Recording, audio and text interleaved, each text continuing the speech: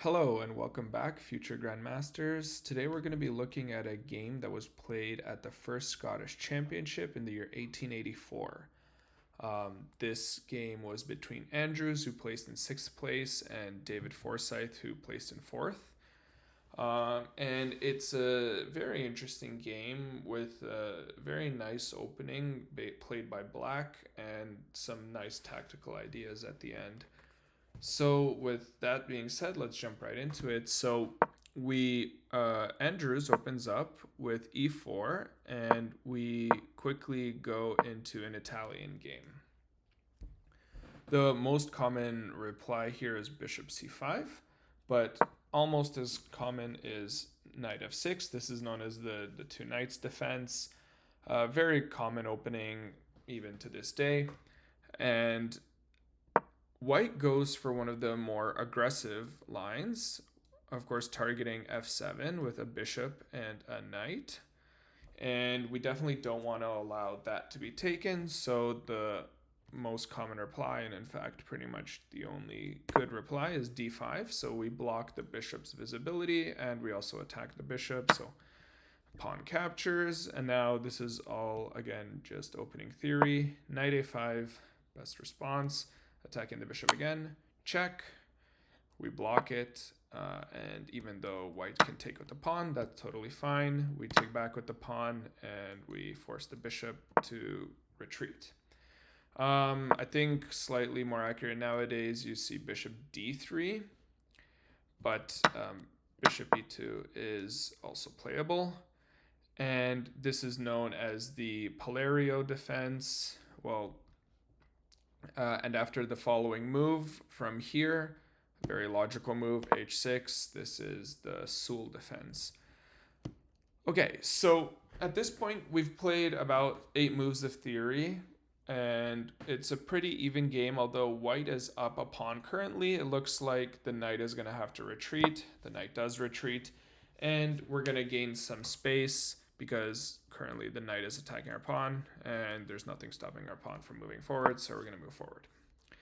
So, okay, we're down a pawn as black, but we have a lot of space. We've developed several pieces, and it looks like black is going to be looking to leverage his initiative and his developed pieces to try to create some pressure on white's position now. Now, the most common line and pretty much the only playable line is moving the knight forward to e5. However, Andrews must not have studied his prep because he goes back to g1. Of course, this is not a very good move because we've undeveloped our knight. It's now blocking the castling, and we're going to have to waste another tempo to eventually develop the knight to h3 or eventually get rid of the pawn somehow and then return back to where we just came from. So, okay, as black, we see that white has made a quite dubious move, and we want to take advantage of that. So black's plan is to continue developing pieces and to castle and put pressure. Okay, so the most logical developing move is bishop to c5. We need to clear the way for the king to castle and also activate our bishop. So we go here. Now, of course, there's something fishy happening, something you definitely want to always keep in mind whenever you place pieces like this. b4 would be a fork. Of course, now it's not because it can be captured, but that's something to keep in mind because white then plays c3. Not a very good move, but it is threatening this fork, and if someone's not paying attention and saying, oh, okay, I got my bishop out of the way, I can castle now, they can end up walking into b4, and that would be extremely unpleasant. So we have to do something against that. Forsyth finds a natural looking move, which is retreating the bishop. However, there's a much nicer, much more aggressive way to handle this threat. The threat is b4, which would fork these two pieces. However, the bishop on c5 always has visibility on f2. So if there was some way that we could enhance the threat on f2, We can't move the knight because there's two defenders onto the g4 square. However, the queen can go to b6. From b6, we're no longer afraid of this because we can play check and then just calmly retreat the knight. And this is a perfectly happy position as black, of course. And actually here it's quite difficult. I mean, if black attempts to defend it, we can then remove the defense, and now they're in a lot of trouble because if they recapture here, we're still going to capture.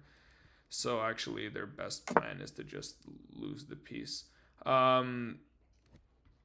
We retreat here and then b4 will get played. Okay, so black retreats this way. It's an okay move. Whoops. b4 does get played, and now there's not too many options. Of course, we can't go here. There's a bishop. This is suicide, so that only leaves b7. Okay, b7. Knight to a3. At this point, this is not very active move. I think a lot of people here would just not worry too much and just castle. But Forsyth finds a very nice idea, and it's the top move here.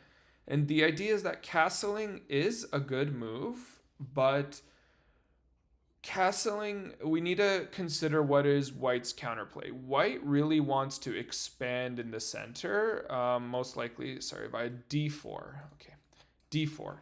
So how can we stop white from playing d4? Well, the very nice move, knight d5. Now the knight sees the c3 pawn, so any push by the d pawn would leave the c pawn hanging, and also these would be hit.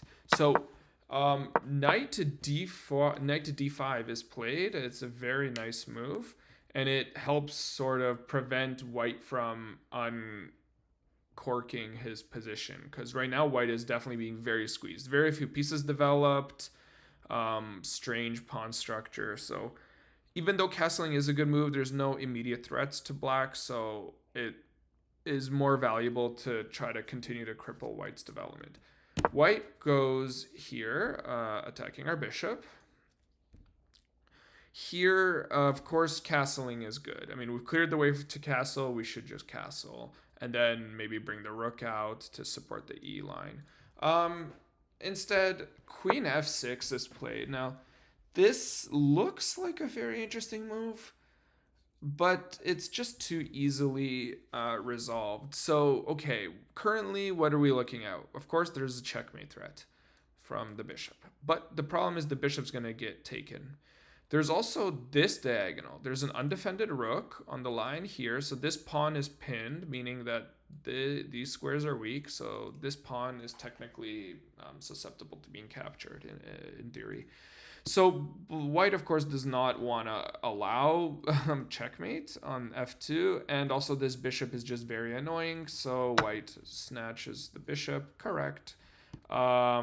We don't want to move our knight back, so we're going to take with the pawn. Okay, great, and now we've opened up our rook here. Bishop to b2 is played. Now here I would have played castle. Very straightforward. We've cleared the way for castle. I think we're ready to castle. There's not really any concern about the fact that these are on the same line, because if, for instance, white tries to expose an attack and hit our knight, actually this is just hanging. So however, we do notice that there is this diagonal, there is an undefended bishop, meaning that this pawn is technically pinned because it's defending the undefended bishop, meaning this pawn is technically free to capture. At this point, well, yes, white is still technically up a pawn. However, white is behind so much that I think just castling and going forwards as black is a good idea. However, black decides now's the time to be greedy. The problem, however, is that actually this just solves a lot of white's problems after white is able to just exchange here. And, for example, here. Now we don't have anything better other than trading queens. We can go back, but if we trade queens now, suddenly, yes, black is better, but it's much smaller, and white's eventually gonna sort of figure out his development issues, and white's gonna have a decent chance at a relatively even game. So this knight takes. However, here black plays this odd move, queen b3. I guess black didn't like the idea of losing his dark squared. Sorry, white didn't like the idea of losing his dark squared bishop. Yeah, dark squared bishop. And so queen b3 protects the bishop, and now this knight is both under attack by this pawn and also by the queen. So this looks like an okay move. However, the problem is that the knight is going to retreat to a very active square here, and it's going to go directly for check on d3, hits the king, hits his bishop, but more importantly, hits f2 as well. Now there's no choice but to capture this knight because, I mean, well, there's a mate threat on f2. If the king goes here, that's mate. And if the king goes the other way, well, we can immediately fork the king and the rook, but actually even b to c5, and this is already completely lost as white. So they have no choice but to capture. But now we have this very deep pawn that's pressuring the king. Here, the computer is suggesting a very tricky move which forks these two pieces rather than recapturing with the pawn, and now recapturing with the knight here. And again, there's a huge number of problems here for white. So yeah, after the bishop takes, seeing knight c5, it would be very strong. But however, here black just captures and thinking that there's a lot of pressure here. Yes, we have a hanging pawn on b6, which black goes for. And now it looks like black's a little bit tied down because we can't move the bishop without losing the knight. And, well, we can't really move the queen too much because this pawn needs to be defended. It looks like black is starting to get a little tied down here. Now, I think, of course, however, queen check looks very interesting because the white king is exposed. We have this e2 square that's defended by this pawn. However, even more active, of course, is to castle and then attack with the rook, right? So now we finally castle. White develops f3. And now, well, we have a free tempo to develop our rook. So rook e8, excellent. The king has to sidestep. And here, black has an opportunity to play a brilliant move, which is actually not too hard to find if you keep in mind this sort of pattern. So the king is cut off from this line. Now, the king is on a light square. We have a light square bishop. If we can figure out some way to deliver check from the light squared bishop onto the king here, that's almost checkmate. And so the idea actually is the brilliant queen takes the knight. Now, white can survive here by just completely ignoring it and attempting to do some defense, but eventually white will lose.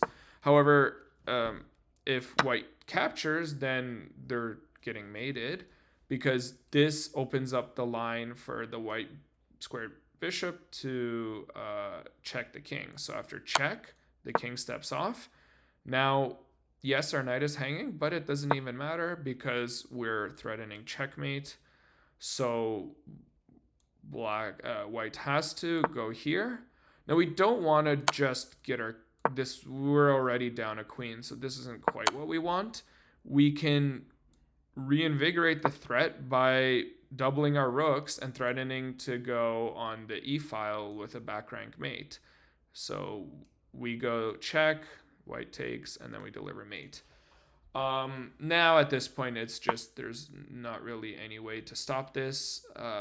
We can, from here, kick the queen out with the knight. There's no way to stop mate really here.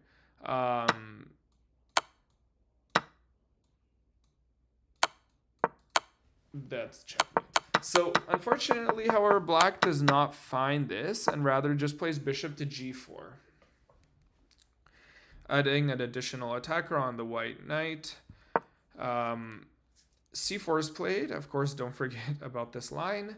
So the bishop is defended by the queen, and so our queen has to move. Now the best move is, yet again, the exact same idea. However, black yet again misses this idea and goes queen f5, which unfortunately, as I was saying before, the queen is busy defending the c6 pawn. So the c6 pawn could have been captured, which would have also defended the knight here. However, white goes all in on another plan, which hopefully you can see. We have a bishop and a queen lining up on g7, so we're about to get checkmated ourselves if we don't pay a lot of attention here. So here we have no choice. We have to play f6. That stops the mate threat, and now we can continue our attack. Knight attacks the queen. Now here we can use this pawn and also this rook, I guess, to move our bishop and deliver a check. And now we have to move our queen because we're under attack. So placing our queen on an aggressive square, such as one that touches the knight and touches the g2 pawn and also touches this pawn. Okay, white defends this pawn from being captured. However, now we have a free tempo to do whatever we want. Now, there's no immediate win here. We can't checkmate right away. However, this rook is not really active, so we can bring the rook into the game. White steps out of the way. Now, again, we're kind of out of steam in terms of our attack with the pieces that we have here. Queen can't really do much. Everything is defended. I mean, there's a knight that's hanging. However, our knight is also hanging. And exchanging knights just seems very passive. Actually, if we were to exchange knights, it's basically back to a draw. So we don't want to exchange knights. What we want to do is we want to activate our knight because our knight has the potential to be very active, whereas his knight doesn't really have anywhere to go. So we move our knight to d6, and very quickly it's going to go across the board and create serious problems for white. White goes g3, just defending the knight. Of course, it was still hanging. Now, knight to e4 hits a lot of key squares. First of all, it hits the bishop as well as this pawn, so this pawn is not being attacked twice. f2 is also hit. Now, white doesn't have any good way to defend. White is completely squeezed. His king is squeezed. This rook has no way to get out. White is sort of just stuck here. And now, yes, there's two attackers on this pawn. However, the quickest way to victory is to realize we have a rook behind our pawn here. And we also have a bishop defending the queening square. So actually we can just clear the way by taking the bishop. Recaptures, and I'll just push the pawn. From here, it's game over. There's 100% going to be a queen here. White can't stop that, and the game will end in very short amount of time. There's one final check given. We can escape the check. There's no follow-up really, but we can also block with the queen. White takes, and now we can simply promote. We have 2 defenders of our passed pawn, and there's 2 defenders here, so we're basically going to walk away with they're going to lose a full rook. So we queen, they have to take, we take, and of course this rook is stuck as well. There's no escape here, so the rook has no choice but to capture, and the game is over here. Black has a full rook, and so yeah, Forsyth wins. Very interesting game. White really didn't have much chances in this game at all due to the poor opening choice. Knight to g1 was particularly poor, but it was very interesting to see how black was able to develop very aggressively and capitalize on the lackluster play from white. Okay, so thank you for watching. Feel free to like and subscribe the video, and until next time, good luck.